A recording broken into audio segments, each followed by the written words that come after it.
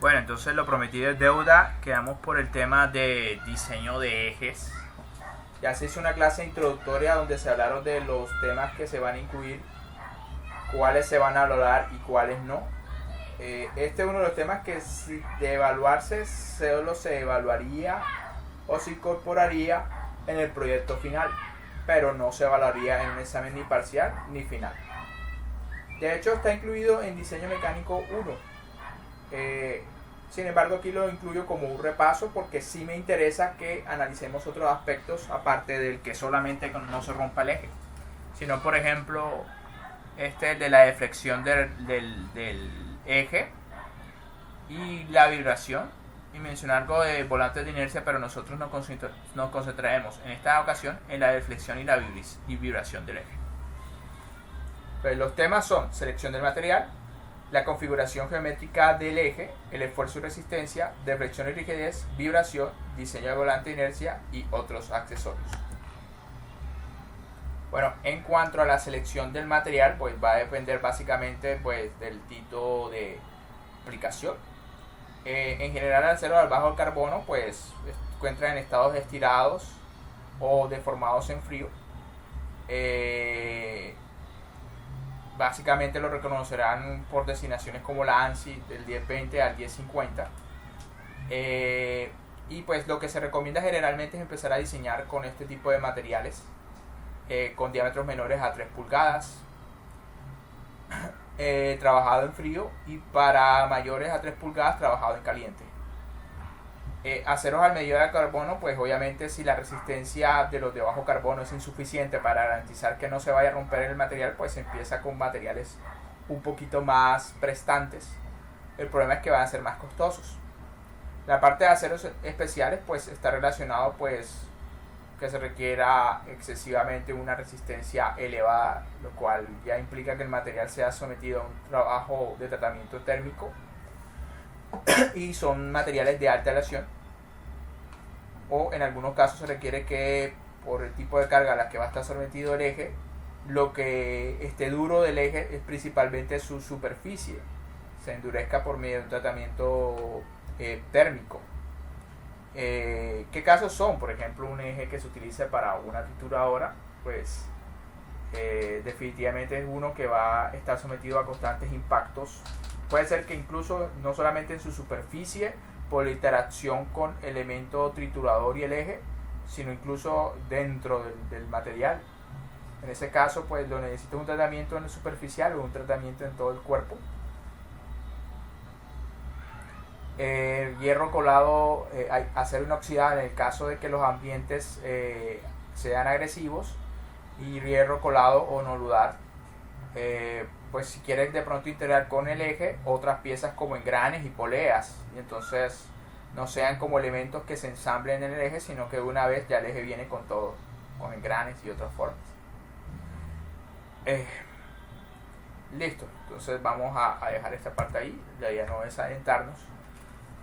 Recuerden que esto se supone es un repaso de lo que ustedes ya vieron.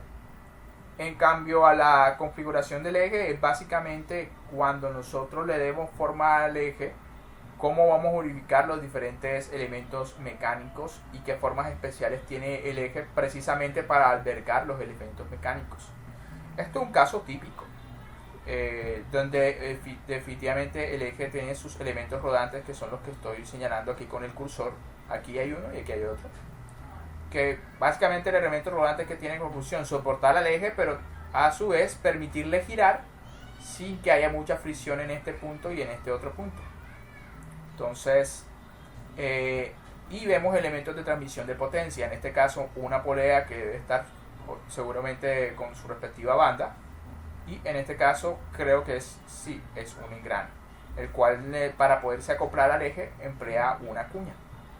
Entonces, de hecho, si se dan cuenta, en el caso de la polea, aquí hay una pequeña cuña para poder acoplarlo al eje.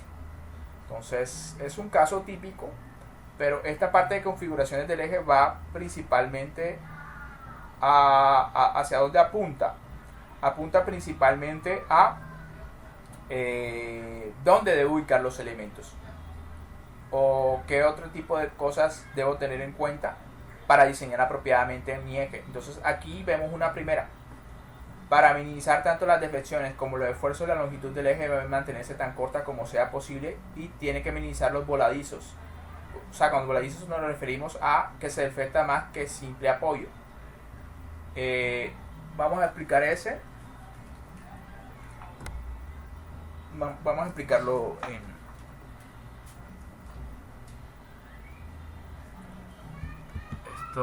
no es... Vamos a cerrar acá. Y vamos entonces a utilizar un Word como para explicar de rapidez esos explicaciones. Vamos a ponerle explicaciones.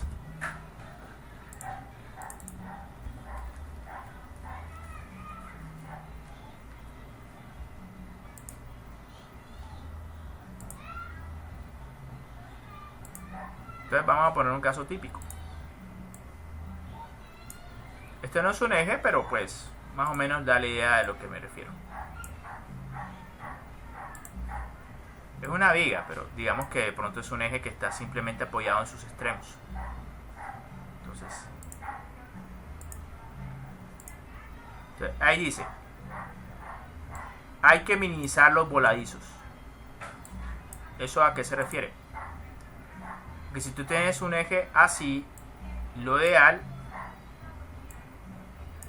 es que nunca lo dejes trabajar así. Pareciera que está simplemente apoyado en un extremo y del otro lado no hay ningún apoyo. ¿Qué es lo que sucede? Que cuando aplicas una carga, entonces esto va a deformarse o deflectarse mucho. Entonces siempre lo deseable es evitar esas situaciones que pareciera que estuviera empotrado y estuviera en cantilever con una carga en la punta, porque esos tipos de situaciones lo que ocasionan son grandes deflexiones. Entonces, en lo posible, utiliza más de un apoyo. Por ejemplo, en este caso, tal vez podría servir algo como lo que hay en el dibujo de la presentación. Bueno, ahora, ¿por qué corto es mejor? Hay varias razones. Supongamos que este es mi diagrama de cuerpo libre. Estoy aplicando una carga del centro de la pieza. Y estas son mis reacciones en un apoyo. Vamos a ponerle un color diferente. Y vamos a copiar. Esta reacción es ocasionada obviamente por los apoyos en los extremos. Si usted hiciera un diagrama de carga cortante, debería lucir más o menos así.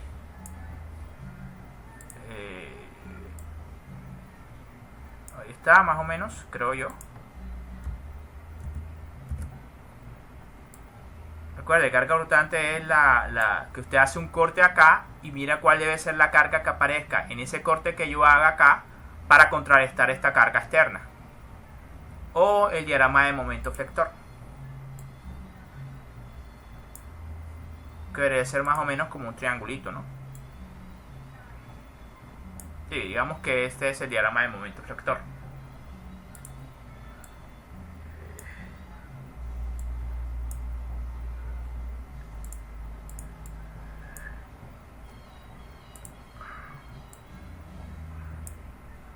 Vamos a borrar este.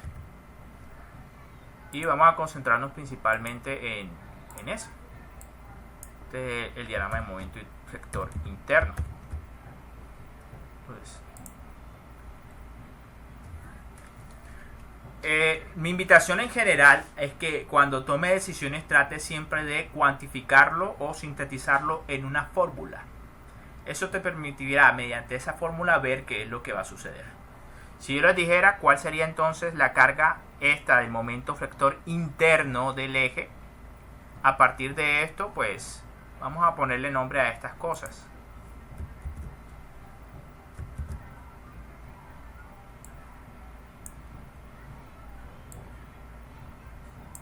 Vamos a ponerle este que es F.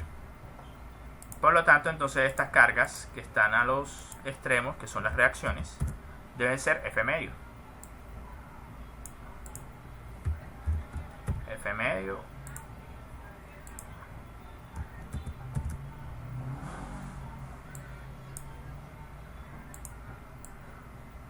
Y F medio. Entonces, si tuviera que calcular cuál es el momento flector que hay acá, bueno, vamos a ponerle también una dimensión acá a esto. Esto vamos a decir que se llama L, la longitud completa en este caso de mi viga, o vamos a ya hablar de eje directamente. La longitud de mi eje, no de viga, ya no hablemos de viga sino de eje. Entonces, si yo tuviera que decir cuál es la fórmula del momento en este punto,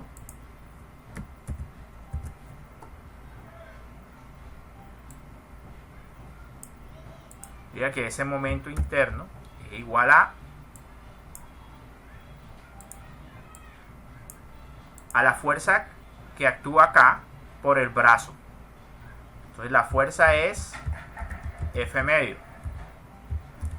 Y el brazo, es decir, la distancia que hay desde este punto hasta este punto es L medio, la mitad. Entonces, en total me dice que es FL cuarto.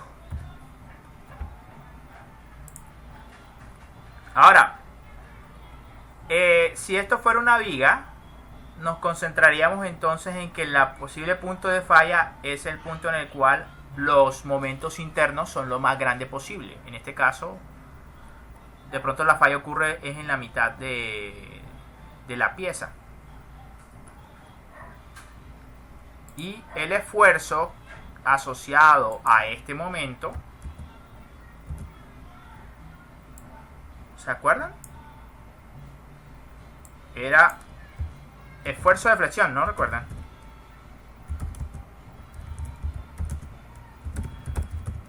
Que era igual a el momento por una distancia C medio, que básicamente en este caso vendría siendo más que todo el radio del eje sobre el momento de inercia. ¿Lo recuerdan? Esa es la fórmula de esfuerzo de flexión. Sin entrar en detalle acerca de cómo se distribuyen los esfuerzos en la sección crítica del eje, que ya dijimos que era por acá. Esa es más o menos la fórmula. Listo. Entonces, bueno, y en ese orden de ideas, para no alargar más el cuento, si usted sustituye esto acá en esta fórmula, daría lo siguiente. Si el momento es FL4, al sustituir esto acá, obtienes que los esfuerzos de flexión, y vamos a hacerlo más grande, esto,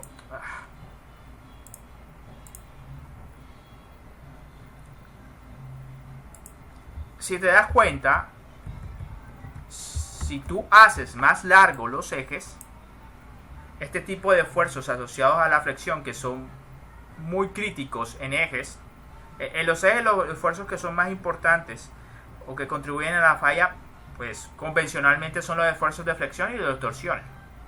Ahora, de los de flexión, estos, como se han dado cuenta, terminan siendo una función de la longitud del eje. Entre ya más largos yo haga la longitud del eje, esto se va a incrementar porque son directamente proporcionales. Entonces, subo yo mi longitud del eje, subo yo mi esfuerzo de flexión. Y entre mayores sean los esfuerzos, ya saben, es más fácil entonces llegar al límite elástico del material y por lo tanto reventarlo o deformarlo permanentemente. Entonces la recomendación es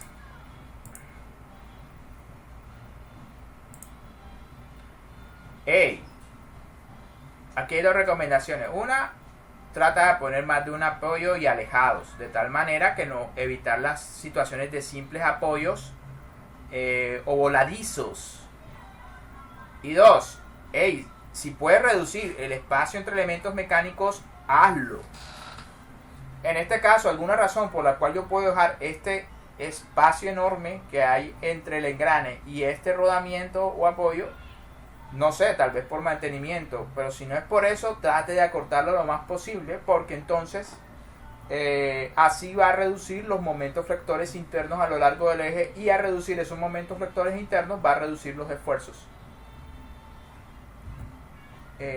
Bueno, no todas las reglas acerca de configuraciones se las voy a explicar. Le voy a explicar la mayoría porque recuerden, esto es un repaso de eje. No tengo intención de alargar el tema.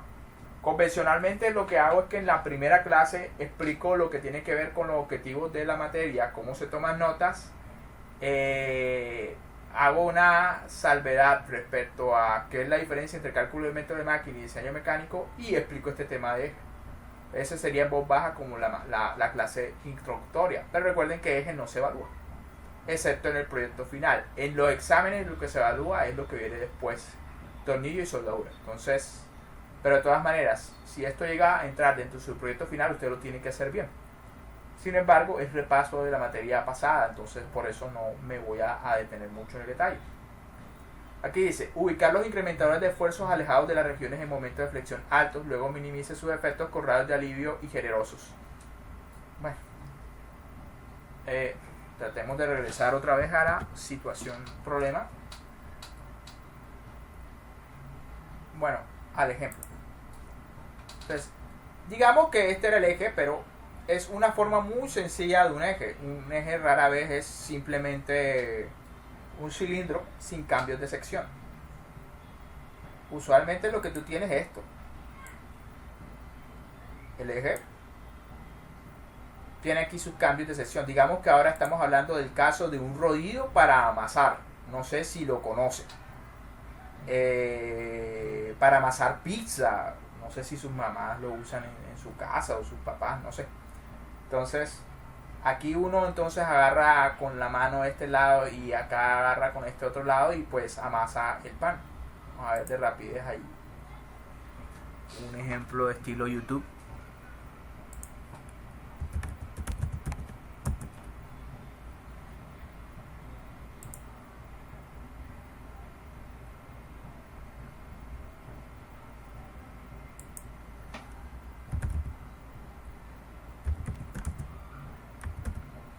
Pizza.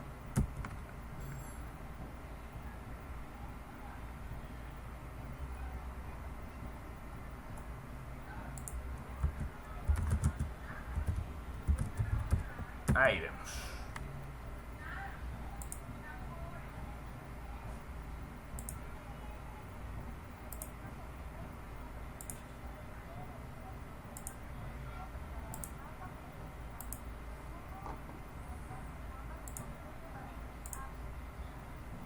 Bueno, no importa lo que se diga acá.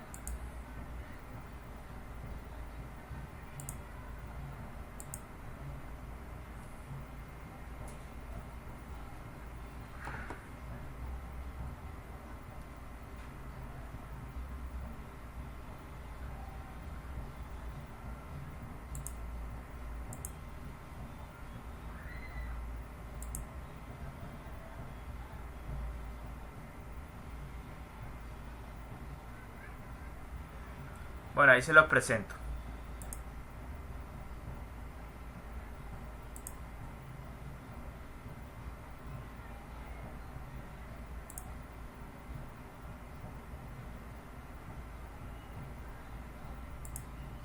Entonces, rodillo de amasar.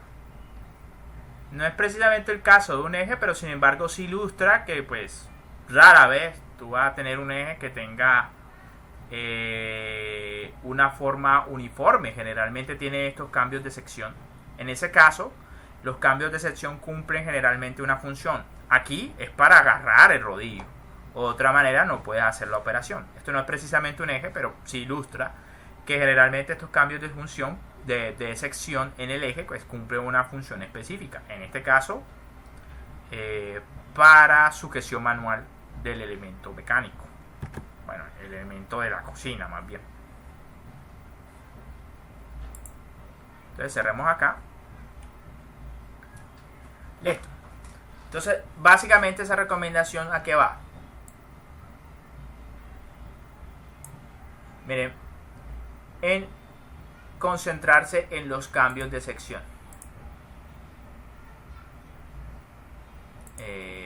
Vamos a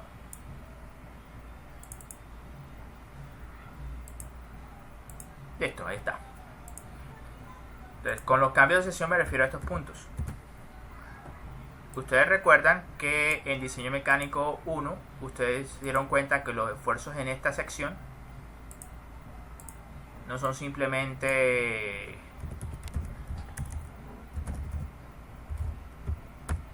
son igual a un concentrador de esfuerzos, que es como una especie de amplificador del esfuerzo nominal que ustedes calculan, multiplicado por el esfuerzo nominal.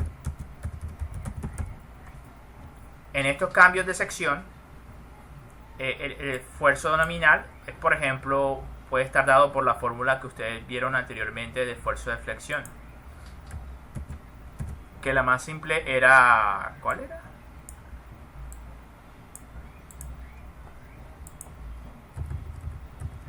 El momento en la sección considerada por la mitad del tamaño de la sección sobre el momento de inercia. Ahora, si consideramos los esfuerzos de flexión en esta zona, pues este esfuerzo nominal lo calcularías de esta forma. Obviamente con el momento respectivo en esa zona. Pero adicionalmente tienes que multiplicar por un factor que está entre ese concentrador de esfuerzo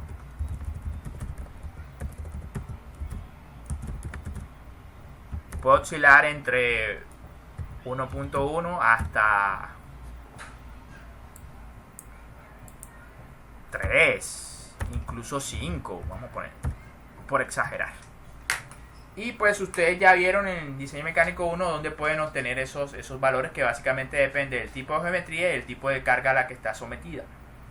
Pero en general lo que significa que puede incrementarse los esfuerzos en esta zona solamente por el cambio de sección. Así que la recomendación, ¿cuál es? Ellos dicen ubicar los incrementadores de esfuerzo alejados de las regiones con momentos de flexión alto. Luego minimice sus efectos con radios de alivio generosos. Bueno, entonces lo primero es, vamos a exagerar el ejemplo. ¿Por qué es diferente esto? Si yo hiciera la pieza con esta forma, los concentradores de esfuerzo estarían acá. Si yo me voy a el momento flector en esa zona, estaría acá. O si cogemos la otra zona, estaría acá.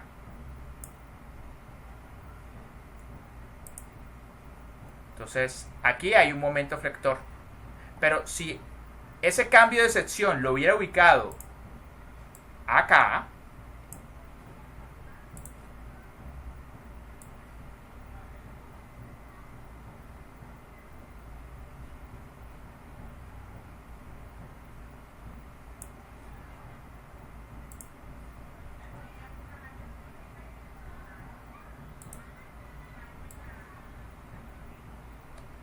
entonces me doy cuenta que el momento flector en esta zona es mucho más pequeño que en esta zona.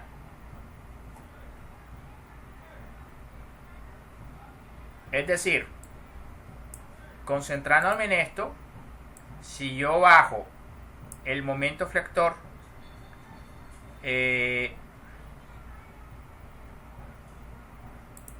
bajo también el esfuerzo. Puede que haya un concentrador de esfuerzos K que vaya de 1.1 a 5, pero si yo ubico ese cambio de sección aquí donde hay un momento flector pequeñito en comparación con esta otra zona, pues bajo entonces el momento flector y en total bajo el esfuerzo. No porque haya cambiado el concentrador de esfuerzo, sino simplemente porque reubiqué esa zona de concentración de esfuerzos en un punto donde los momentos flectores son bajitos o pequeñitos. Entonces básicamente eso es. Ahora, la otra recomendación es un poco más obvia. Dice, luego minimice sus efectos con radios de alivio generosos. Bueno, aquí no se entiende, pero tocará como abrir el libro. libros, Chile. En los libros de diseño al final generalmente hay unas tablas que les va a ayudar a calcular los concentradores de esfuerzo. Y básicamente es muy dependiente del tipo de geometría que tienes entre manos. Estos son de concentradores de esfuerzo, pero vamos a centrarnos en el de reducción Entonces, si se dan cuenta, esos concentradores de esfuerzo son números adimensionales que van en este caso de 1 a 3 para el caso de ejes que estén sometidos a flexión y con cambios de sección. Ahora, si se dan cuenta, el cambio de sección lo cuantifican mediante una relación de diámetros. El diámetro de la parte pequeña lo simbolizan con D pequeña y el de la parte grande con la D grande. Y por otra parte, el radio de alivio, que es básicamente el radio en la esquina, el radio aquí, o la curvatura que usted decide colocar acá. Ahora, aquí básicamente lo cuantifica mediante dos relaciones: la relación del radio de alivio con respecto al diámetro menor o diámetro pequeño, R sobre D, y por otra parte estas curvas que están relacionadas con la curva el cociente de los diámetros, diámetro mayor sobre el diámetro menor. En general, tú tienes, si el radio de alivio es más grande, miren que en este sentido es que está mejorando el radio de alivio, es decir, lo hace más grande. La curva relacionada con el concentrador de esfuerzo, vamos a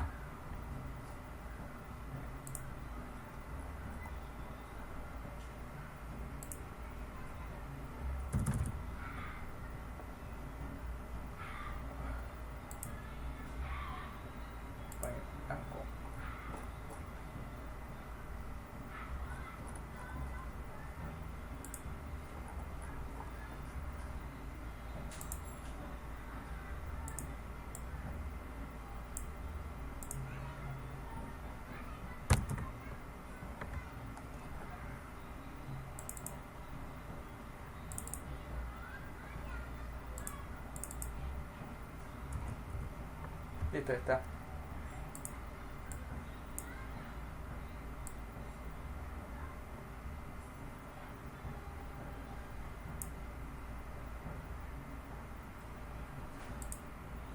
Entonces vamos a pegar. Dar.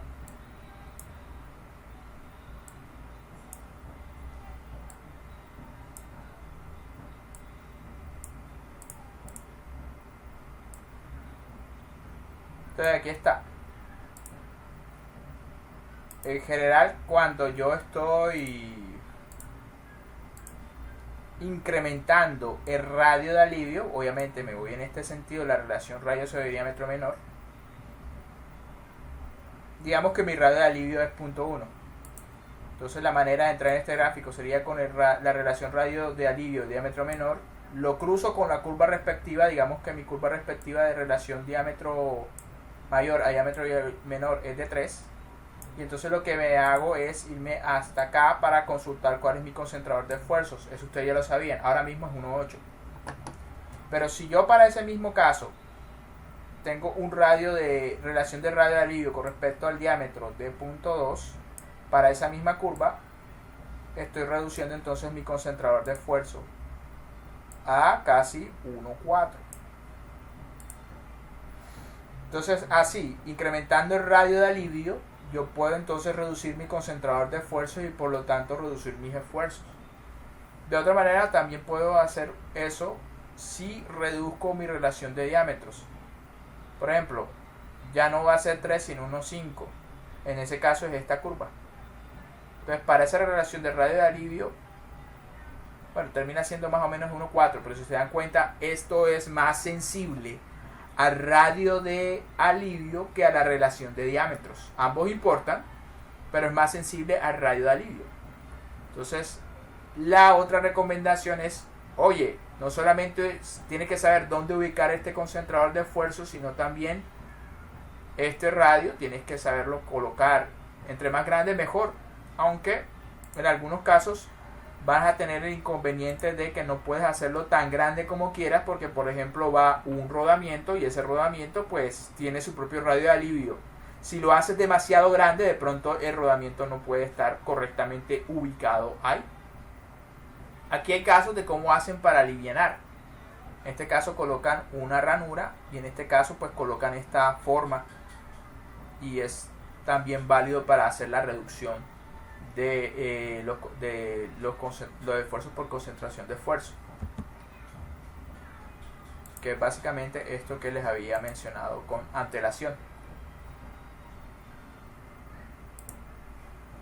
Entonces tienes dos maneras de reducir estos esfuerzos: o ubicas el concentrador de esfuerzo no aquí sino acá, donde el momento flector es menor, o el radio de alivio acá lo haces más curvo.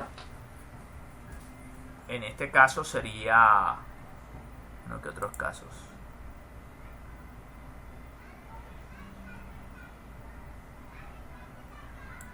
vamos a exagerar. En este caso es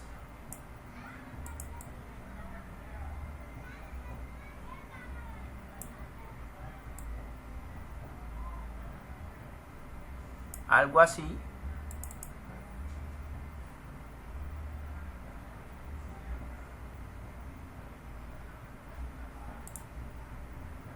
Sí, quitándole la parte de arriba, es decir, una cosa más alivianada. Vamos a ver.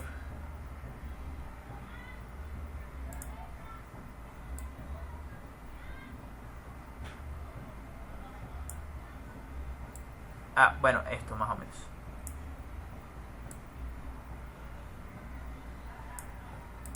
Entre más grande hagas el radio de alivio, vas a bajar el concentrador de esfuerzos, y al bajar este concentrador de esfuerzos también bajas el esfuerzo real. Entonces esas son las maneras de hacerlo, y hacia allá apunta esa recomendación.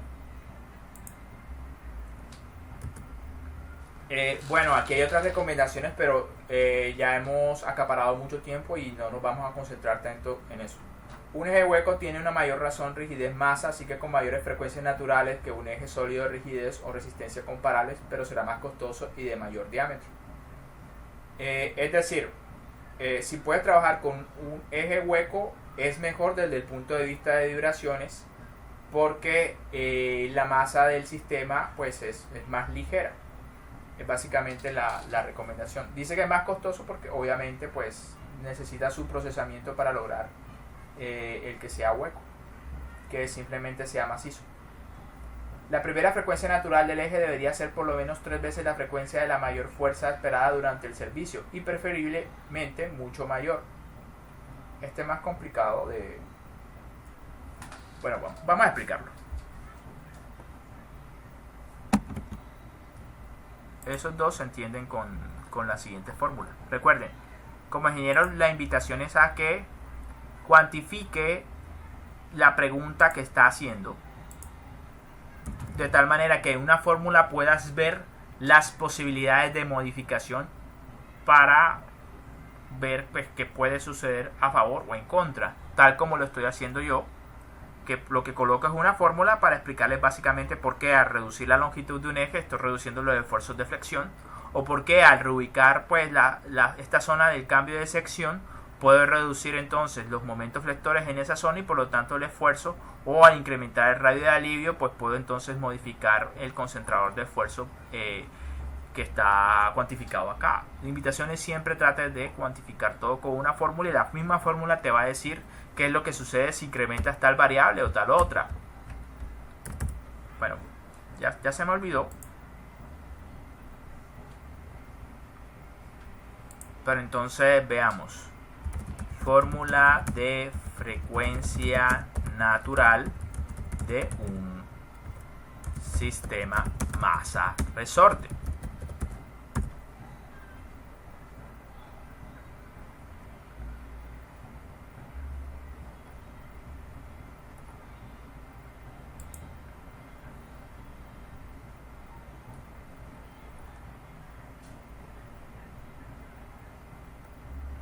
está tan fácil ni masticado.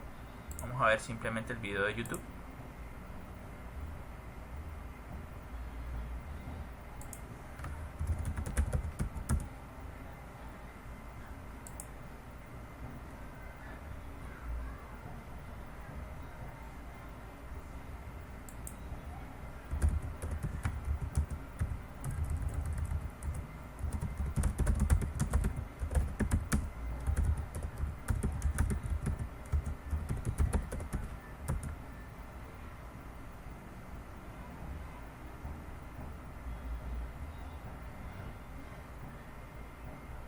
Bueno, aquí está.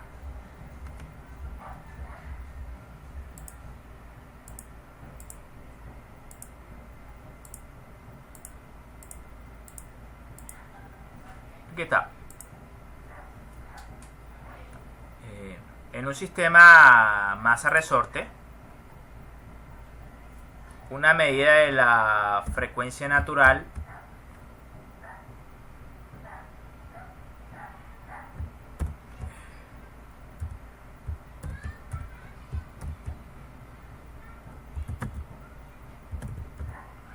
esta es la fórmula.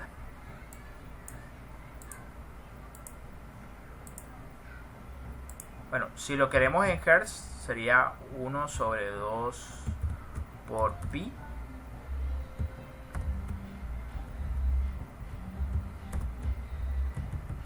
Pero el principal es esto.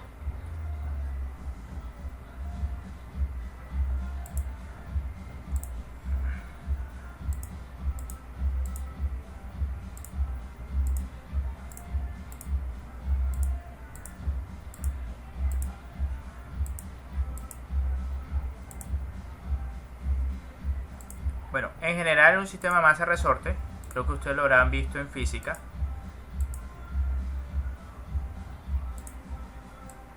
digamos, esta es la masa.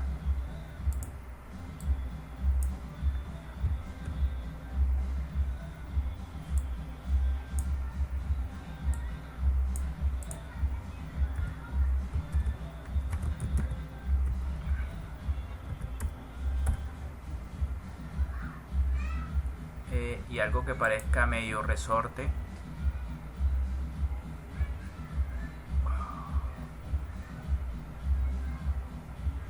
Bueno, no hay nada que se le parezca un resorte, pero vamos a inventarnos acá de rapidez el resorte.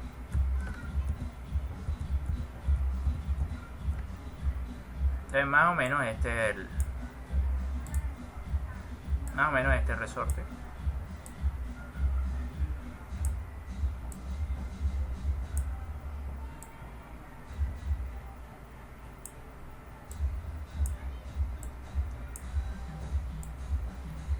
Por ahí va la cosa. Y esto es una parte.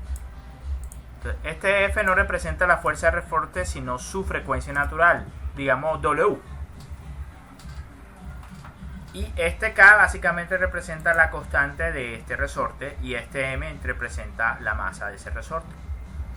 Ahora, la frecuencia natural, ¿qué es? Es básicamente la velocidad con que vibraría este resorte si lo estiro ligeramente, si lo agarro por acá, lo estiro ligeramente y lo suelto, o si le doy un ligero golpecito, esto va a empezar a oscilar de esta manera. La velocidad con que él oscile en hertz o en revoluciones por minuto va a depender básicamente de la constante de resorte y la masa atada. Bueno, imagínense por un momento que estamos hablando de el eje. Y aunque no es exactamente la misma fórmula, aquí estamos hablando de la vibración del eje. Por ejemplo, si se le somete la vibración lateral que usted observaría en un eje así. Tal vez ha visto en los ventiladores de techos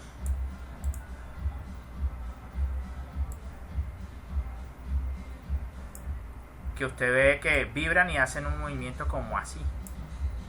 Entonces, esa entonces estaría asociada a la frecuencia de vibración del sistema. Entonces, básicamente lo que se puede decir es lo siguiente. Si tú bajas la masa de tu eje, básicamente lo que va a suceder es que la frecuencia natural con la que él vibre se hace más pequeña.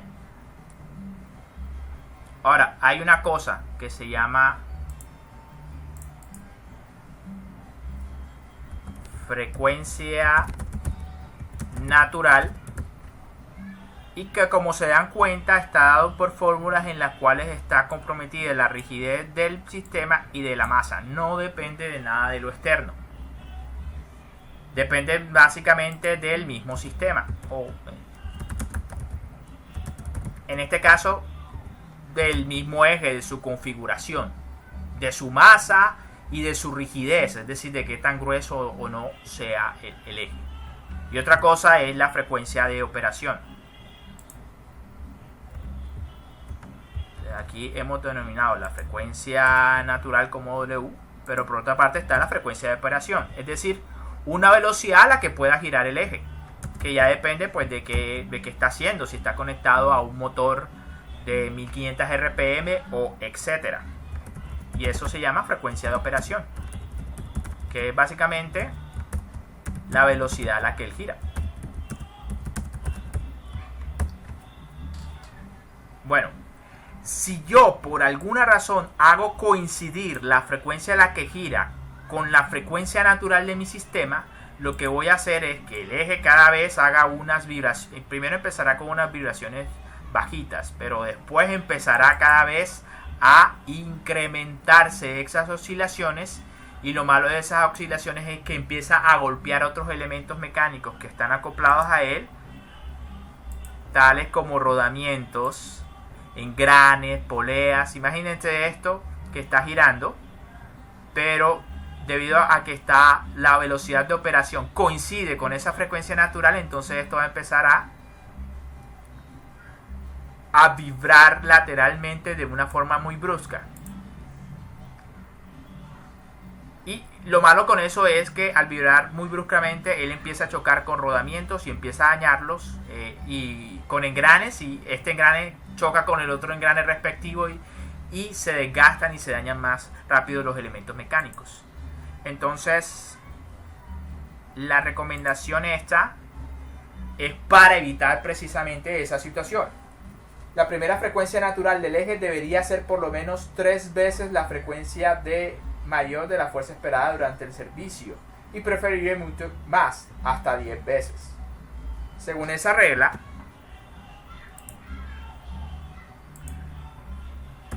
cuantitativamente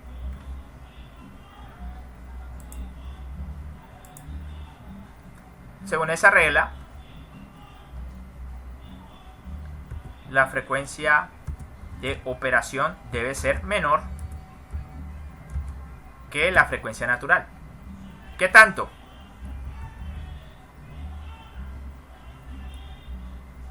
De hecho dicen que debe ser entre 3 y 10 veces más. Entonces vamos a ponerlo. La frecuencia de operación debe ser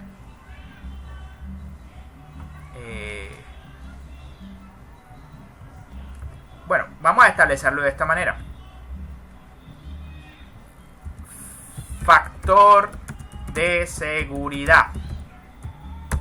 Usted en diseño mecánico uno emplea el factor de seguridad para relacionar algo así, que cuánto era la resistencia del material respecto a las cargas externas del sistema. Y si era mayor que 1, significaba que todo estaba seguro y que por lo tanto la resistencia del sistema era mayor que las cargas externas. Entonces, en general, el factor de seguridad es una resistencia del material o sistema sobre una carga externa. Cosa de que si ese factor de seguridad era mayor a 1 significa que la resistencia del material o del sistema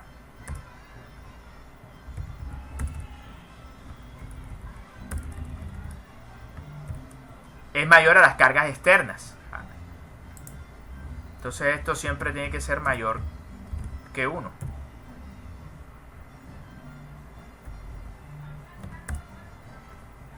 Bueno, en este caso vamos a ponerle un factor de seguridad contra vibración.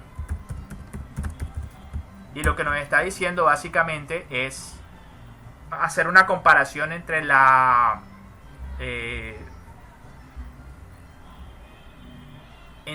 frecuencia natural del sistema y la frecuencia de operación del sistema, la cual debe ser ¿qué? Debe estar entre 3 a 10 veces. ¿Por qué debe ser mayor? Bueno, la lógica que hay detrás de esto pues tiene que ver con, creo que más adelante hay un gráfico que lo explica más fácilmente.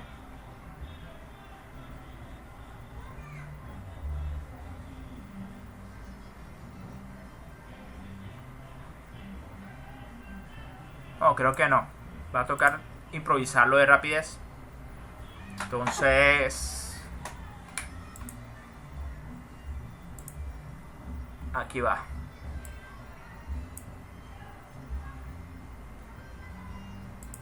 Imagínense por un momento que este gráfico me representa a mí la manera como cambian los desplazamientos de vibración o la oscilación de vibración.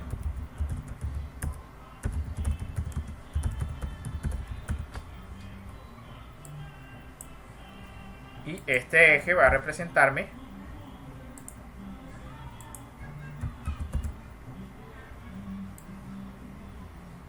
me va a representar la frecuencia de operación. Ahora, esto digamos que es un gráfico, no es así en todos los casos. Veamos que más o menos va así. Tiene una parte inicialmente lineal y de repente tiene como una cima.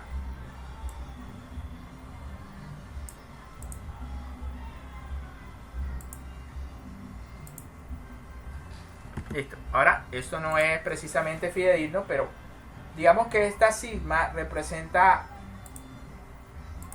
lo que sucedería si opero durante mucho tiempo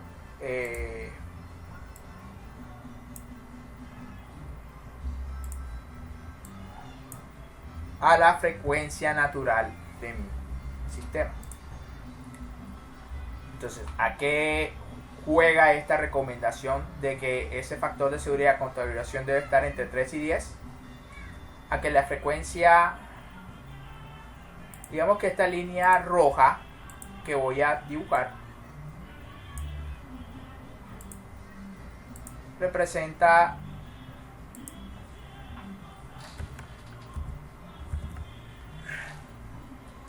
finalmente la frecuencia a la que sí voy a operar mi eje.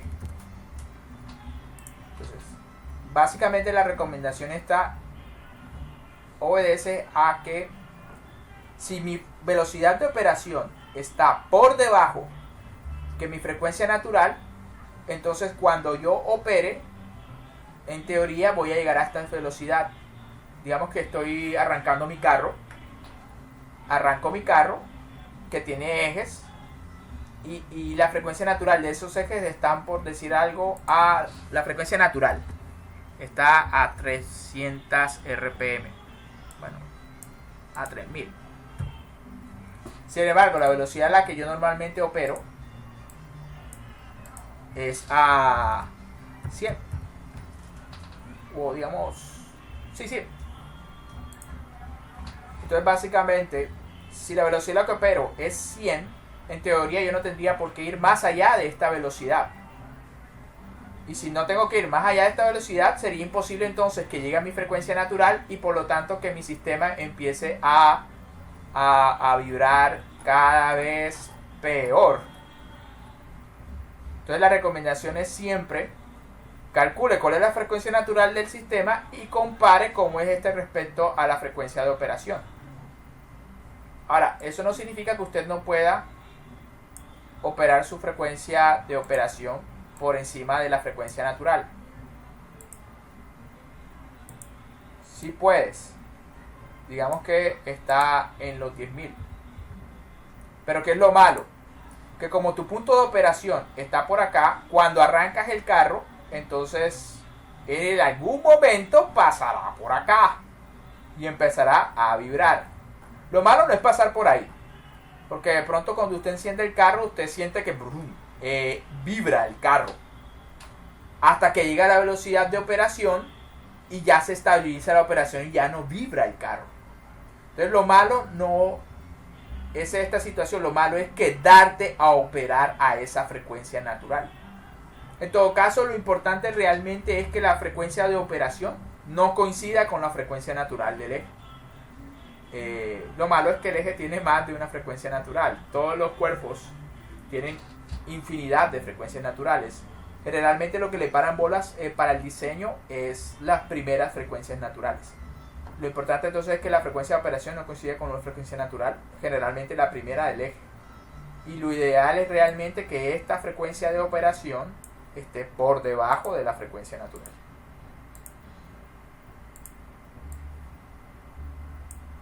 Creo que nos hemos extendido. Ya creo que no, prometo no extenderme. Bueno. 5. Las deflexiones de los grados transportados sobre el eje no deberán exceder 0.005 pulgadas aproximadamente. La pendiente relativa entre los ejes de engranes debería ser menor de 0.03 grados. Si se emplean cojinetes manguito simple, la deflexión del eje a través de la longitud del cojinete debe ser menor que el espesor de la película de aceite en el cojinete. Película suficiente para ubicación. Vamos a irnos a esta parte. Miren, todas estas piezas esta pieza que es el eje va a estar sometido a deflexiones, lo quiera o no lo quiera.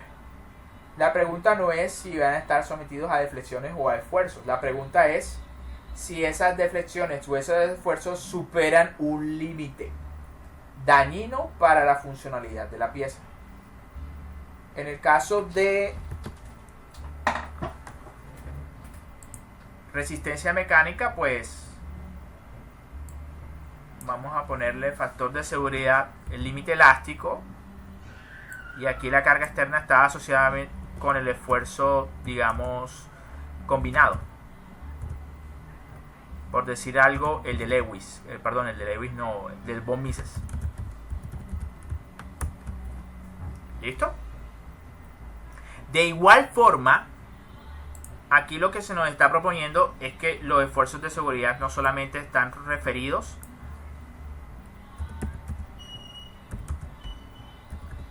a la resistencia, sino también a la deflexión. Incluso aquí les coloqué un ejemplo con respecto a la vibración. Puedes definir ahora un factor de seguridad contra la deflexión,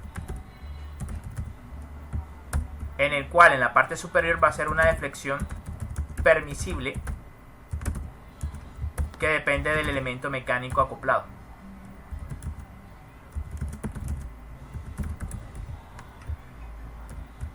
Es decir, el eje puede estar unido a un engrane, a un rodamiento, y el solo hecho de que tenga ese engrane, ese rodamiento, esa polea, esa catarina, significa que él no se puede deformar todo lo que le dé la gana, porque donde llegue a ser va a producir interferencias con esos rodamientos, con esos engranes, con esas poleas. Entonces,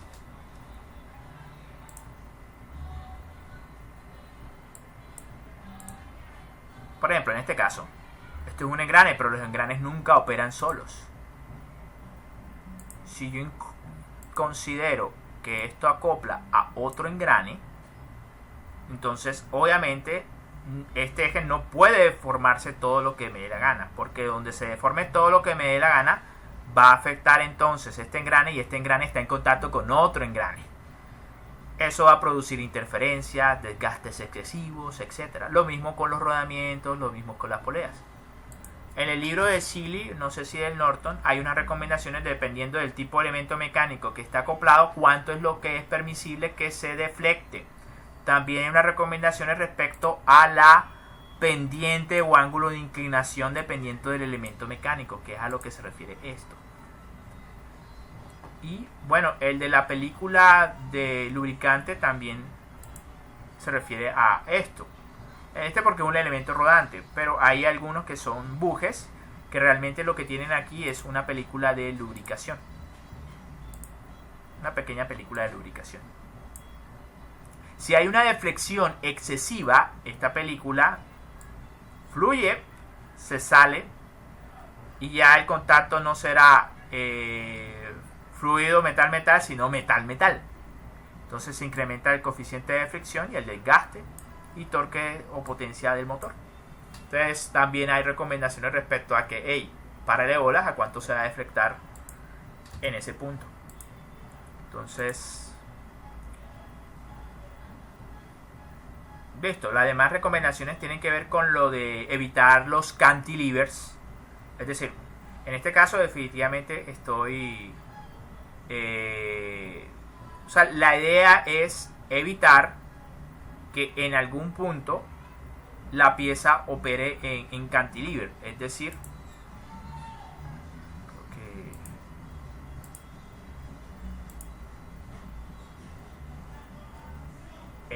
evitar que la pieza, yo lo había colocado acá con antelación,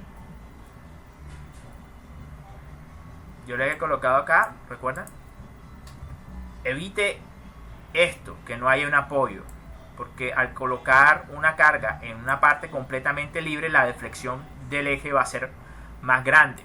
Entonces siempre evítelo. Y aquí básicamente esta presentación tiene que ver, pues, recomendaciones en dónde colocar los elementos rodantes de tal manera que evites esos cantilevers y deflexiones excesivas.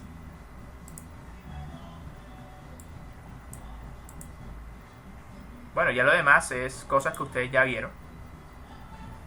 Esta es una fórmula que vamos a estar utilizando durante mucho tiempo, que es la potencia asociada a transmisión en ejes, que es básicamente el torque en el punto con respecto a la velocidad de giro del eje. Este múltiplo es básicamente la potencia de transmisión del eje. En cuanto a los esfuerzos dinámicos, bueno, ya básicamente pasamos la parte de configuración del eje. Ahora ya vamos a la parte de esfuerzo y resistencia, porque la primera parte fue la de selección del material. Pero para esfuerzo y resistencia, generalmente los esfuerzos críticos en el eje no son los estáticos, son los dinámicos. Aunque usted de todas maneras tiene que corroborar que no se vaya a partir ni por esfuerzos estáticos ni por dinámicos. Generalmente por el mismo giro del eje, él está sometido a esfuerzos dinámicos, principalmente los que están asociados con la fatiga. Entonces, recuerden, el esfuerzo en general es el momento por la mitad de la distancia. Bueno, en este caso C debería ser el radio del eje sobre el momento de inercia. Solamente que si hablamos de esfuerzos dinámicos tenemos que hablar de componentes alternantes y componentes medias. Entonces estas son las fórmulas para calcular los esfuerzos a flexión producidos por las componentes alternantes y las componentes medias del momento. Bueno, miren que C en este caso es el radio o la mitad del diámetro. Y pues este es el momento de inercia de una sección circular, pi por diámetro de la 4 entre 64. Básicamente, al sustituir el momento de inercia y la distancia C en términos del diámetro, pues obtenemos esta fórmula que nos permite calcular los esfuerzos alternantes y medios en función del momento alternante y el diámetro del eje. Y les había comentado que en un eje principalmente lo que produce la falla no solamente son los momentos de flexión, sino también los de torsión. Entonces aquí están las fórmulas de torsión para calcular esfuerzos respectivos, tanto alternantes y medios. Bueno, se me olvidó mencionar, este es el concentrador de esfuerzos en el cambio de que estemos ubicados en un cambio de sección. Pero generalmente cuando diseña un eje, los puntos más críticos son los cambios de sección, precisamente por los concentradores de esfuerzo. Entonces, Esta fórmula incorpora el hecho de que estamos en un cambio de sección y por lo tanto debe haber un concentrador de esfuerzo. Pero estos concentradores de esfuerzos no son los estáticos, sino los dinámicos de fatiga. Tienen que repasar entonces cómo calcular esos concentradores de esfuerzo. En el peor de los casos, esos concentradores de esfuerzos van a ser tan grandes como los estáticos. Entonces, esto es para hacer la distinción de que los concentradores de esfuerzo son diferentes dependiendo de la carga. Incluso si es alternante y medio, se calculan de diferentes formas. Consulten entonces cómo se calcula. Los esfuerzos producidos por momentos de torsión son cortantes, que es igual al momento torsor por el radio del eje sobre el momento polar de inercia, donde el momento polar de inercia está dado por esta fórmula y pues el radio pues ya lo conocen. Al sustituir obtienen estas fórmulas de esfuerzos cortantes, tanto alternantes y medios, producidos por momentos torsores alternantes y medios, con sus respectivos concentradores de esfuerzos. Para fuerza axial se hace algo parecido, pero generalmente las fuerzas axiales no son críticas, salvo en casos que sean ejes verticales, donde puede ser que pesos y cargas axiales sean bastante significativos. Entonces, bueno, ¿qué es lo que se hace acá? Se emplea el estándar ANSI-ASME B10 106.1M de 1985, donde lo que se emplea, no sé si recuerdan, esto es parecido al criterio de Goodman, Soderberg, Gerber, para predecir la falla-fatiga en esfuerzos dinámicos que comprometen tanto carga media como alternante. En este caso están suponiendo que los esfuerzos de flexión son principalmente alternantes y los esfuerzos de torsión, representados como los cortantes, son componente media. Es decir, el momento torsor a lo largo de un eje se mantiene constante, mientras que los esfuerzos por flexión cambian por el giro del eje. Entonces, básicamente, esta parábola indica qué es lo que falla y lo que no. Lo que está por debajo es lo que no falla. Lo que está por encima de esa curva sí falla. Entonces está representado por la fórmula de esta semiparábola. Y se emplea básicamente, bueno, donde el SE es el límite de fatiga, la resistencia a fatiga, y el SIS es el límite elástico acortante. Pues, al utilizar esas fórmulas y sustituir los esfuerzos alternantes por flexión y los cortantes medios por torsión, obtienes algo así como una fórmula de cuánto debería ser el diámetro del eje en función de los factores de seguridad deseados, el momento alternante y el momento torsor medio al que está sometido. Esta es la resistencia a fatiga y este es el límite elástico. Básicamente es una forma sintetizada de calcular el diámetro del eje para que no se parta con un factor de seguridad preestablecido llamado NF. MA y TM, pues momento efector alternante, momento torsor medio. Esto en el caso de que el momento torsor no cambie con el tiempo. En ese sentido, el momento torsor no tendría una componente alternante, sino solamente media. Y estaríamos hablando de momentos flectores completamente alternantes. El SE es la resistencia a fatiga, el SY es el límite elástico, KF son concentradores de esfuerzo. Ahora, en el caso de que tanto los momentos como los momentos flectores y los torsores tengan tanto componentes alternantes y medias, lo que se debe emplear es estos criterios de falla más generalizados de Goodman, Soderberg, Gerber. Lo que vemos con antelación es una simplificación de ese gráfico, dado a las condiciones que ya le dije. ¿Cuáles son? Vuelvo y repito, esto aplica si el momento torsor en un eje no cambia con el tiempo. En ese caso, entonces, el momento torsor no va a tener componentes alternantes, solo medias. Y entonces, él no va a producir esfuerzos alternantes, el momento torsor, solamente medios. Por eso ven que aquí está solamente cortante medio, ocasionado por el torsor medio. y la flexión va a ser completamente alternante. Es decir, si usted dibuja el diagrama de momento flector del eje, este no cambie con el tiempo. En ese caso, esa circunstancia va a producir un momento flector completamente alternante. Recuerden, el eje va a estar girando y en un momento estará sometido a tensión como a compresión, y por lo tanto la componente será completamente alternante, no tendrá componente media. Sin embargo, si esas condiciones no se cumplen, entonces el criterio de falla a emplear sería o el de Guttman, o el de Soderberg, o el de Gerber. Generalmente el más conservativo es la línea de Soderberg, pero ustedes no sé si más utilizaron la línea de Guttman modificada para combinación de esfuerzos alternantes y medios.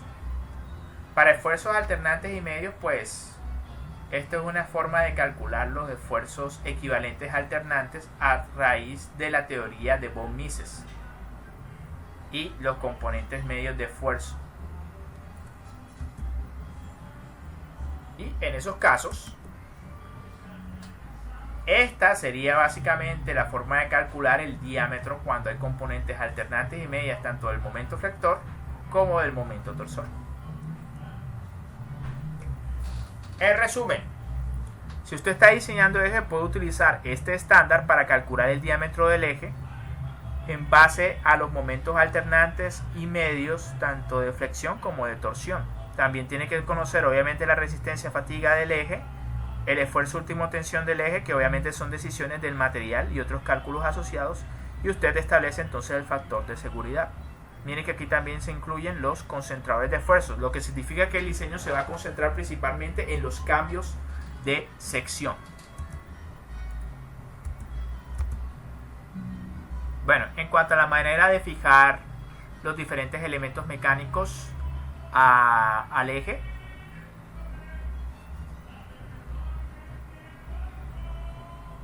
pues básicamente vamos a tener principalmente cuñas, aunque también lo podemos emplear con pasadores.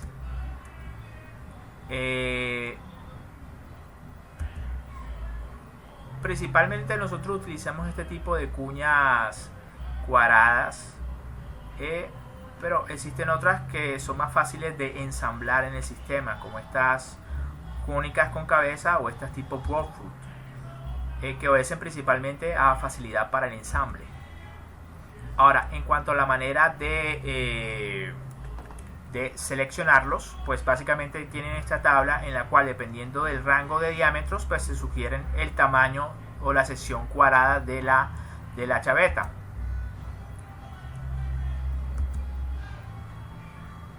Bueno, aquí básicamente hay aplicaciones de las diferentes, las paralelas o cuadradas.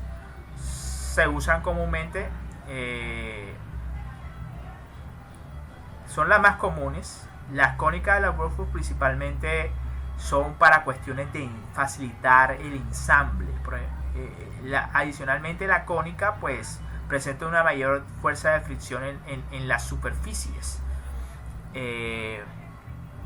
Esto en caso de que de pronto esté sometido a cargas axiales muy grandes.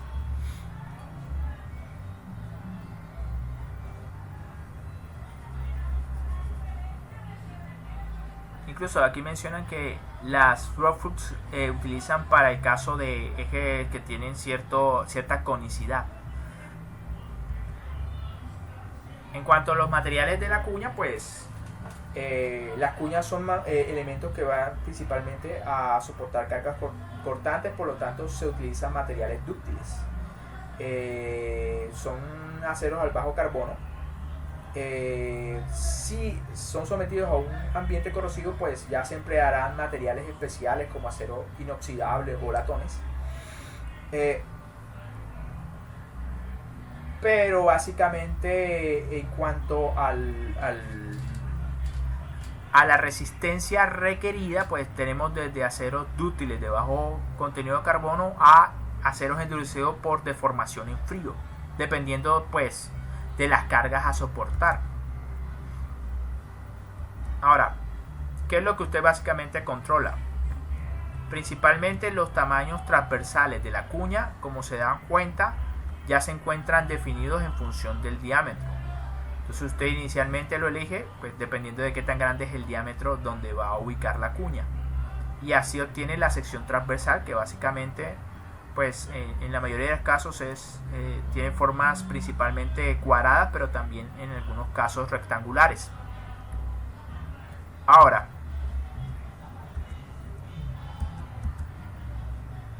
el otro parámetro que usted controla realmente es la longitud de la cuña.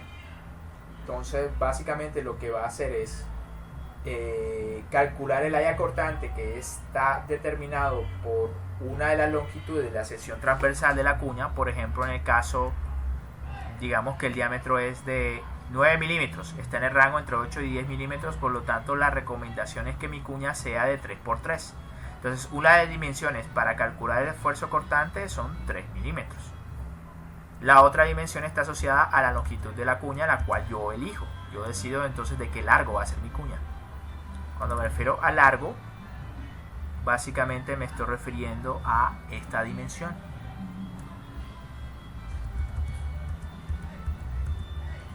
Entonces con esos 3 milímetros y la longitud acá, determino el área cortante. La fuerza va a depender básicamente del torque de transmisión entre el elemento que está fijando la cuña.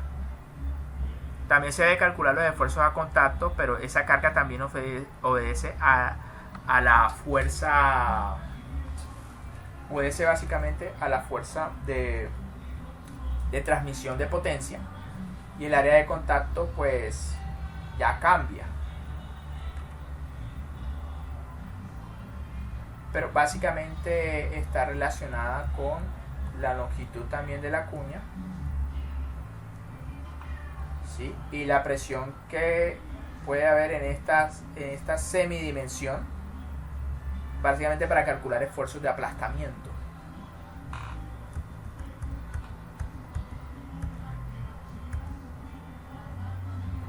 Diferentes formas de cuña, dependiendo en algunos casos si los concentradores de esfuerzo no son tan críticos, pero definitivamente esas formas, en la forma como se terminan las chavetas o cuñeros, es decir, el maquinado en el eje para albergar la cuña, va a generarme unos concentradores de esfuerzo. Entonces, los cuales se pueden cuantificar por medio de este tipo de gráficos. Bueno, aquí de todas maneras están otras estimaciones de concentradores de esfuerzos dependiendo del tipo de cuñero, y las relaciones radio-diámetro del cuño y el tipo de carga que se está contemplando, si es flexión, torsión o axial. Bueno, y aquí básicamente está un resumen de cómo hacer el cálculo para garantizar que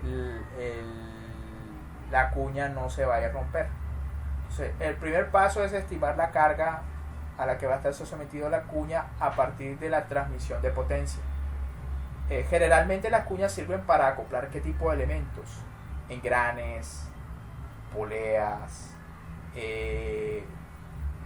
principalmente. Entonces, en ese caso, ese elemento de transmisión de potencia estará asociado a un torque, una potencia y una velocidad de giro. Entonces, a partir de eso se puede determinar el torque de transmisión, y con el torque de transmisión es que se determina esta carga a la que va a estar sometida la cuña. Entonces, en este caso es un ejemplo del libro del Shigley, ejemplo 7.6.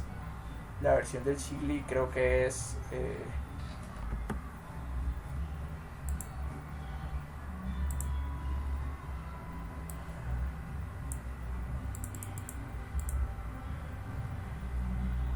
la 8ª edición en español.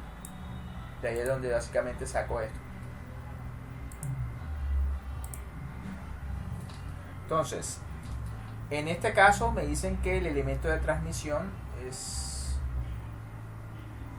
un engrane, 40 caballos de potencia, y gira a 600 RPM. Entonces me dicen que el diámetro del eje es de un 7/10 de pulgada, básicamente. Entonces, en esta fórmula lo que hago es determinar entonces el torque del eje, pero es básicamente una función del... Vamos a colocarlo acá.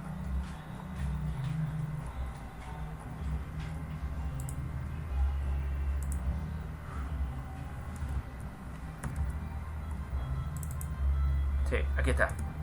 En algún momento yo les dije que la potencia de un elemento de transmisión o del eje está asociado al torque por la velocidad angular.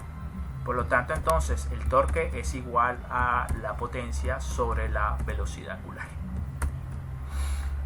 Ahora, lo que observen en la fórmula extra a esos términos tendrá que ver con factores de conversión. Pero en esencia lo que está observando acá es eso. Aquí está la potencia y aquí está lo que está asociado con la velocidad angular. 600 RPM, 40 caballos. Y este es un factor de conversión. Entonces aquí se determina el torque de transmisión. Ahora, generalmente el torque en los momentos está relacionado a fuerzas por distancias. Necesitamos entonces determinar la fuerza a la que está sometida la cuña, esta F, a partir del torque de transmisión. Eso es fácil. Recuerde que el torque es una distancia por un radio de giro. Entonces, si yo quiero hallar la fuerza asociado al torque de transmisión, es simplemente lo que hago es despejar de la fórmula y queda así. Eso es todo.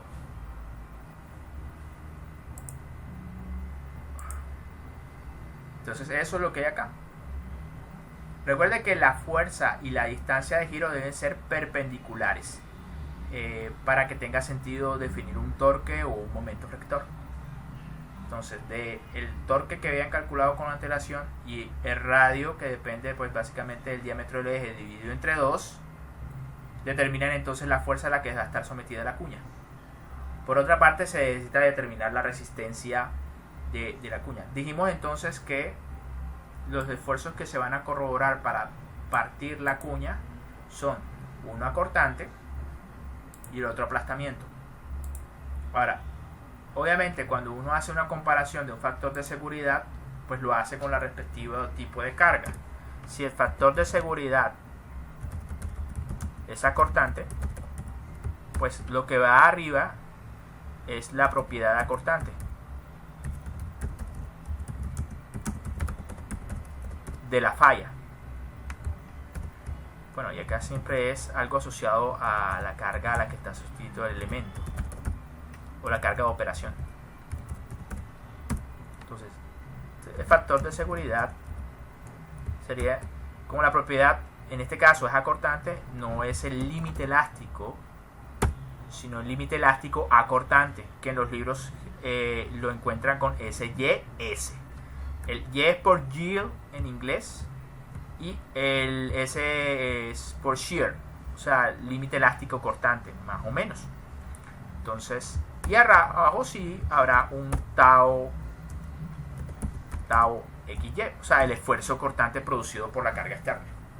Entonces, si ustedes recuerdan,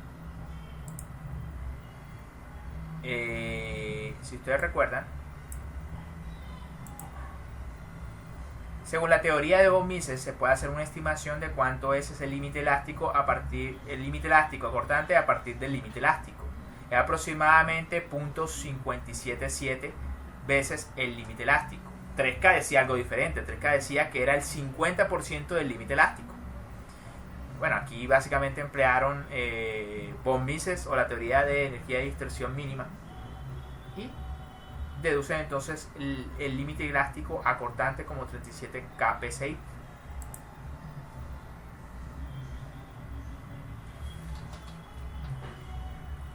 Bueno, entonces aquí lo que se está planteando es esto. Ya se determinó la resistencia esta. El factor de seguridad es algo que tú puedes preestablecer si lo deseas.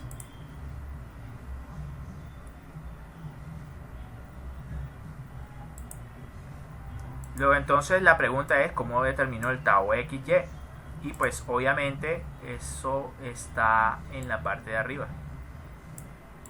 El tau XY lo determinas con la fuerza de transmisión sobre el área cortante. Entonces lo que están haciendo aquí básicamente es sustituir en esas fórmulas pues los esfuerzos respectivos. Esto viene siendo el factor de seguridad. Este es el SIS. Esto ha sido modificado de la siguiente manera. Al despejar quedaría así. Tau XY es igual a el SIS sobre mi factor de seguridad, que aquí lo han colocado como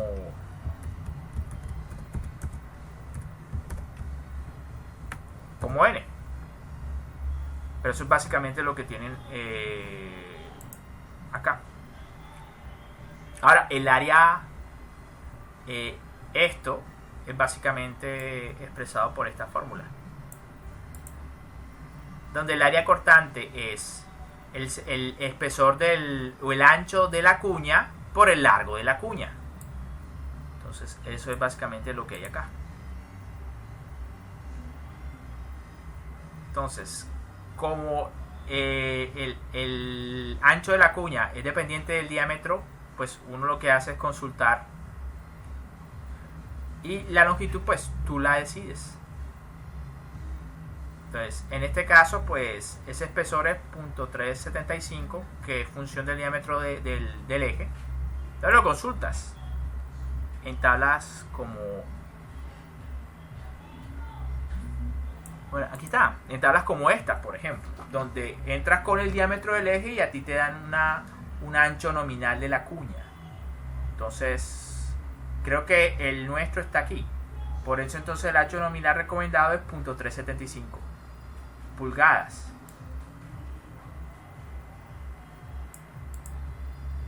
.375 pulgadas. Y la longitud de la cuña la dejan expresada.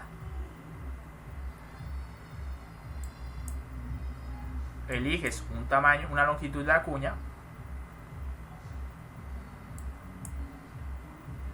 y bueno, lo demás es, por así decirlo, carpintería. O sea, en esta fórmula lo único que no conoces es la longitud, simplemente la despejas. Esto es parecido, pero está planteado para la situación del esfuerzo de aplastamiento, que se calcula con la fuerza de transmisión sobre el área de contacto. Ahora, el área de contacto se define de forma, no necesariamente es la misma, es la mitad. El ancho por la longitud sobre 2. ¿Por qué? Porque vámonos al gráfico.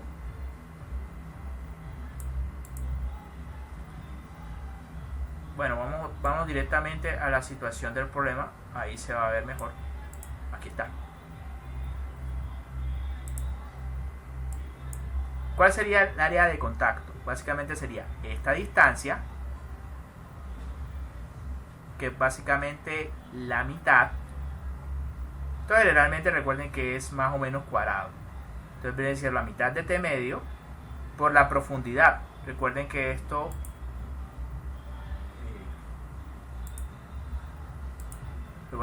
es tridimensional.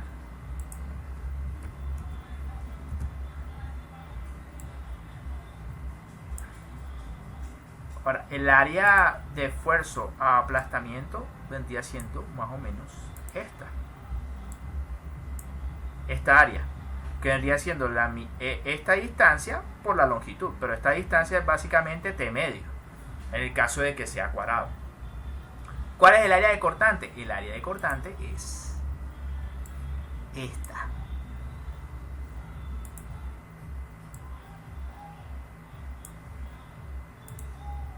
Porque es donde ficticiamente se cortaría la cuña si esta fuerza lo revienta. Este semicuadrado se desplazaría así por acción de esta carga.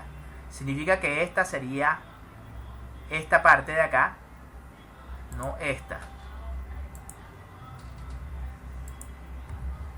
Esta área de acá sería la área de cortante. Mientras que el aplastamiento sería esta área de acá. Entonces,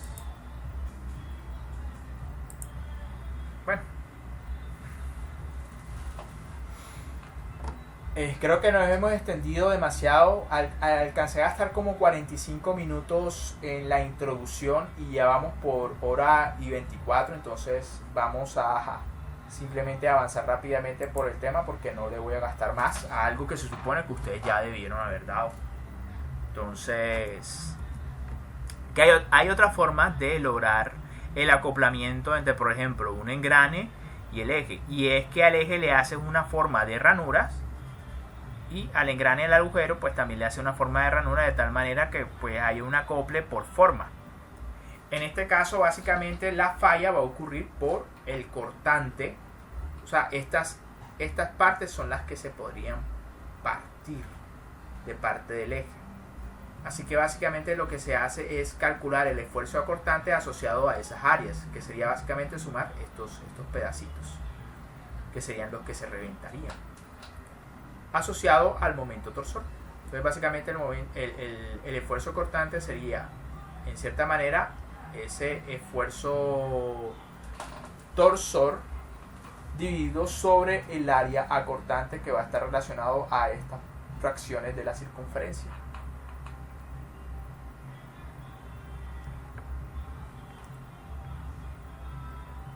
Obviamente pues se calcularía el esfuerzo cortante de esa manera y por otra parte se compara con la resistencia acortante.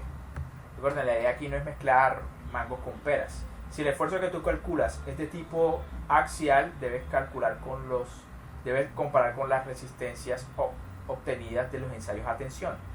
Si son acortantes, pues debes comparar con las resistencias obtenidas de los ensayos acortantes. Es decir, límites elásticos o límites elásticos acortantes. Entonces tengan en cuenta presente eso. Otros aspectos a tener en cuenta. Otra manera de lograr el ajuste entre el eje y el elemento de transmisión, puede ser engrane o polea, es por ajustes a presión. Es decir, el eje es más grande que el agujero del engrane o el agujero de la polea. En ese caso, pues puedes mediante temperatura hacer que se contraiga el eje y introducirlo en este agujero que es más pequeño, o a fuerza mediante una prensa. Lo bueno de esto es que la deformación del material va a ocasionar una presión de contacto, que es lo que va a impedir que haya un deslizamiento del eje respecto a la masa. Entonces el punto de partida es esta presión ocasionada por la deformación necesaria para poder acoplar a este señor con respecto a este otro. Se utiliza básicamente esfuerzos de Hertz para hacer el cálculo de esa presión. Eso ya ustedes le debieron haberlo dado, pues, sin embargo más adelante nosotros en el tema de engranes repasaremos esos esfuerzos de Hertz. Y básicamente el torque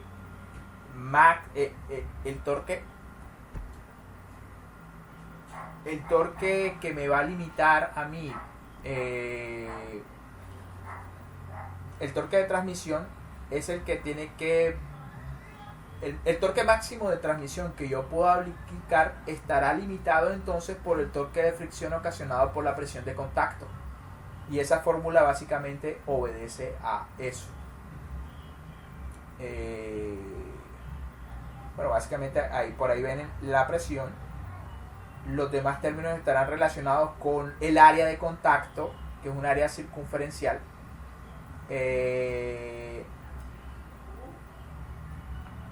Y el coeficiente de fricción. En voz baja lo que estoy haciendo es ¿qué cosa? Esta presión que actúa sobre un área, eso es igual a una fuerza. Esa fuerza de presión multiplicada por un coeficiente de fricción es una fuerza de fricción, que es la que va en teoría a impedir el deslizamiento del eje respecto a este elemento. Se supone que ellos no deben deslizar el uno con respecto al otro. Si yo cojo esa fuerza de fricción y la multiplico por el radio me debería dar más o menos un torque. Ese es el torque de fricción. Si yo someto mi sistema a un torque mayor que este torque de fricción, va a haber un deslizamiento del elemento de transmisión con respecto al eje. bueno, aquí básicamente se dan unas recomendaciones del tipo de ajuste que se debe lograr dependiendo de la función que quiero entre mi eje y el elemento de transmisión.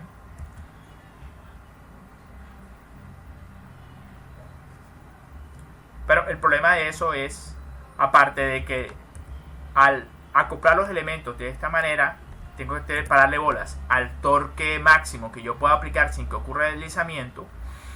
Aparte de eso, el hecho de que yo haya metido esto a presión va a ocasionarme unos esfuerzos de contacto entre las diferentes superficies. Entonces aquí se cuantifican los diferentes esfuerzos tanto en el eje como en el elemento de transmisión, que aquí lo identifican todo el tiempo como masa. Y esto es pues básicamente un vistazo de cómo observan los esfuerzos en caso de que acoplen los elementos a presión, y hay unos concentradores de esfuerzos, los cuales se pueden cuantificar mediante esta gráfica, en donde principalmente función de la longitud de contacto y del diámetro de los elementos, y también de la relación de la presión de contacto con respecto a el esfuerzo de flexión nominal.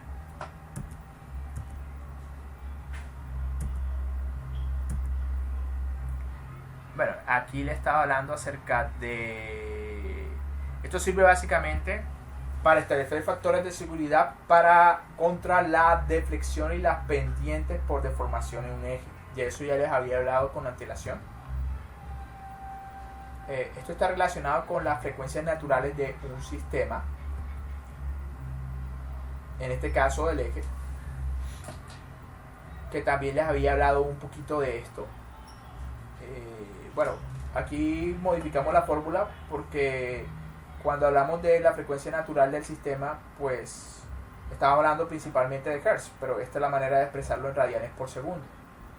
La diferencia es el 2pi. Entonces aquí el método de Rayleigh lo que permite es calcular entonces la frecuencia natural de mi sistema, en este caso de mi eje, donde lo importante va a ser tener en cuenta las masas de los diferentes elementos que están sobre el eje, y se considera que la masa del eje es despreciable. No voy a entrar en detalle de cómo hacer la estimación de esto, ustedes se supone que ya deben dar esto, pero lo que hacen básicamente es equiparar la energía potencial de deformación con la energía cinética para determinar finalmente la frecuencia crítica del sistema. Algo así también se aplica para ejes sometidos a torsión, y la idea de esto es que una vez que usted calcule la frecuencia natural del sistema, hace la comparación con la frecuencia de operación del sistema. La verdad es que es un tema un poquito complicado de explicar, pero como les dije, eso se supone que ustedes debieron darlo. De todas maneras, si necesita asesoría, yo le puedo explicar con gusto en el horario exclusivo para asesoría, siempre y cuando pues haga una solicitud previa, y entonces utilizamos el tiempo de consultoría pues para explicar este tipo de cosas. El punto es que hay fórmula para determinar esas frecuencias naturales de operación, naturales del sistema, con las cuales usted compara las de operación. Bueno, aquí hay un ejemplo entonces de cómo se determina el 7.5, que los invito a que lo analicen en detalle, de cómo determinar entonces la frecuencia natural de operación basada en las masas acopladas al eje, y pues dependiendo de la configuración del eje, pues se puede hacer una estimación de esa frecuencia natural del sistema. Y por último tenemos un tema asociado con el diseño de volantes de inercia.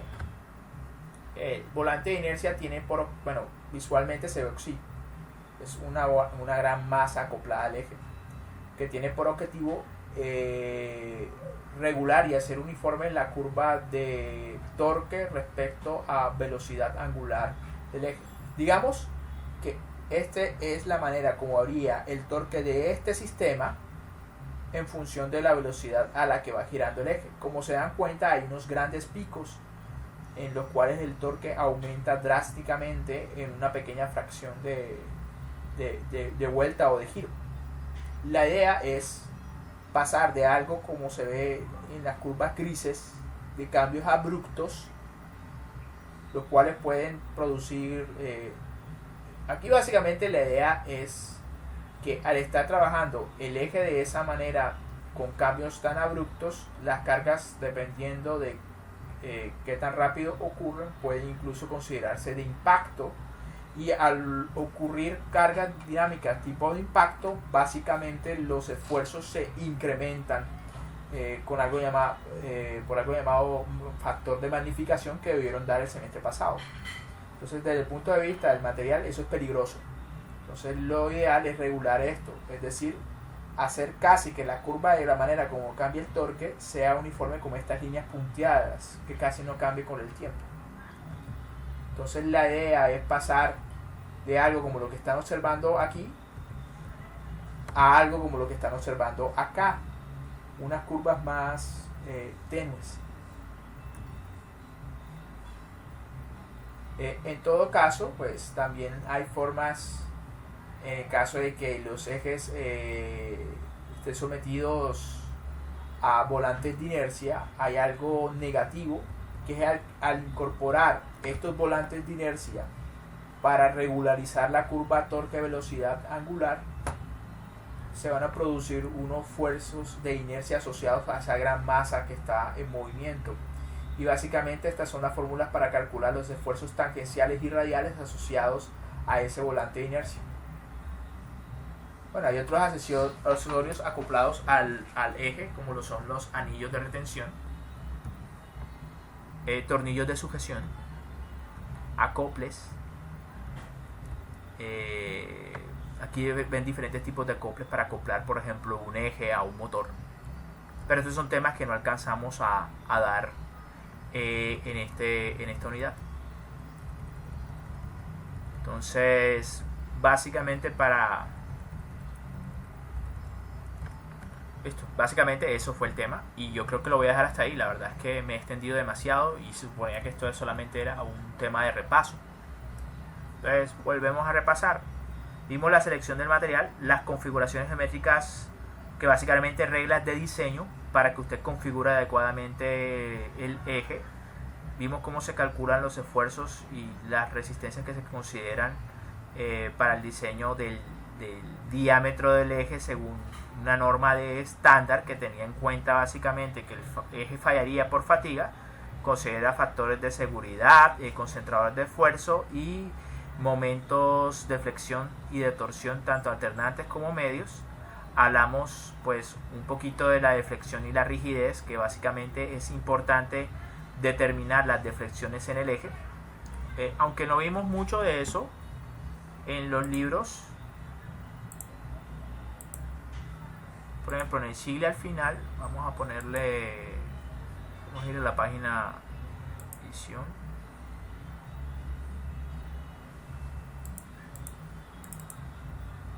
Si podemos navegar acá.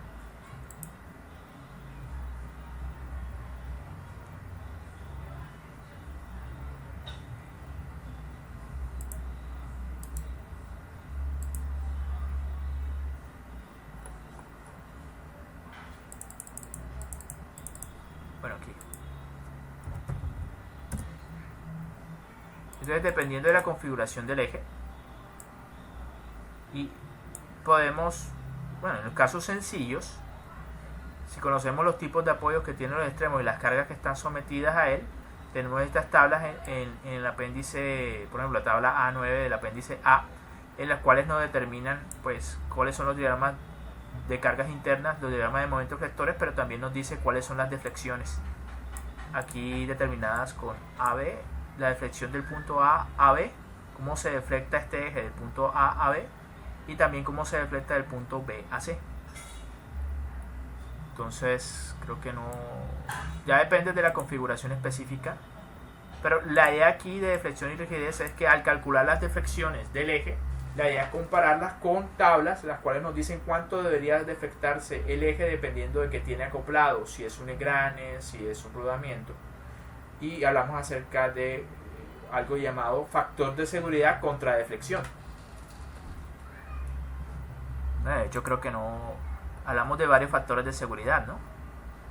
Hablamos de un factor de seguridad contra el esfuerzo, que es el que ustedes han venido trabajando, pero también hablamos del de deflexión, en el cual se compara la deflexión permisible sobre la deflexión calculada. Por ejemplo, calculada como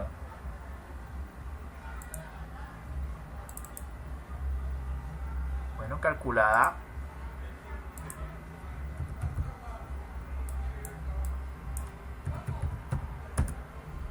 con este tipo de fórmulas que depende de la configuración exacta del eje. Para casos fuera de estas configuraciones, yo les puedo explicar con gusto en horario de atención deflexión calculada. Entonces, básicamente tablas o simulaciones de programas que permiten hacer el cálculo de la deflexión de los ejes dependiendo pues de la configuración específica del eje. Hablamos de factores de seguridad de vibración, es decir, ojo con calcular cuál es la frecuencia natural del sistema. Está el método de Rayleigh y lo compara con la frecuencia a la que va a operar el sistema, es decir, a qué velocidad va a girar su eje. Recuerde que no cualquier velocidad de operación debe coincidir con la frecuencia natural del sistema, o mi sistema va a vibrar mucho y va a golpear mucho los elementos mecánicos, deteriorando cada vez más rápido. Hablamos del diseño de volantes de inercia para hacer la curva torque-velocidad angular más uniforme y evitar esfuerzos dinámicos muy altos. Además, que también permite hacer que la velocidad de operación sea muy estable, y otros accesorios. Gracias por la atención, disculpen por extenderme, y creo que con la introducción a esto sería básicamente la primera clase, pero lo voy a montar en mi canal como videos independientes.